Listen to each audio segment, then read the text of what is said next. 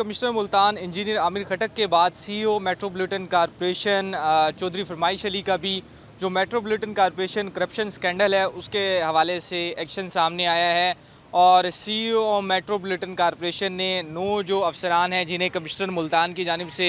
Corruption के इल्ज़ामात, गैर कानूनी बिल्डिंग्स के नक्शा जात पास करने, इसके साथ ही जो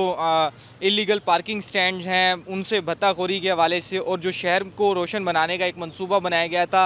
लाइटें लगाई जाएंगी, इन तमाम मंसूबों में करप्शन के हवाले से कमिश्नर मुल्तान ने 9 अफसरान को मुअत्तल किया था। अब सीईओ मेट्रोपॉलिटन कॉरपोरेशन की जानिब से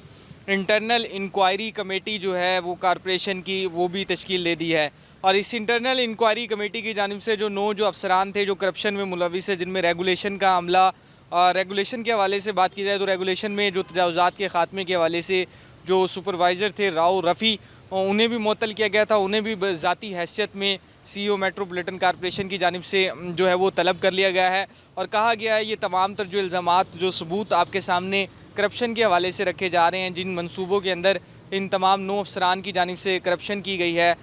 इनका तसल्ली बख्श जो जवाब है वो सीईओ मेट्रोपॉलिटन कॉरपोरेशन को आइंदा 2 रोज़ में जमा करवाया जाए। अगर 2 रोज़ के अंदर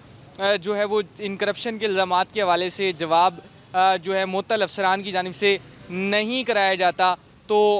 इनके ख़िलाफ़ जो है पंजाब हुकूमत का जो पीडा एक्ट है उसके तहत जो है वो कार्रवाई अमल में लाई जाएगी। तो कमिश्नर मुल्तान इंजीनियर आमिर खटक के एक्शन के बाद जो है वो सीईओ मेट्रोपॉलिटन कॉरपोरेशन चौधरी फरमाइश अली की जानिब से भी जो इंटरनल इंक्वायरी कमेटी है कॉरपोरेशन जो करप्शन स्कैंडल के हवाले से वो तश्कील दे दी गई है।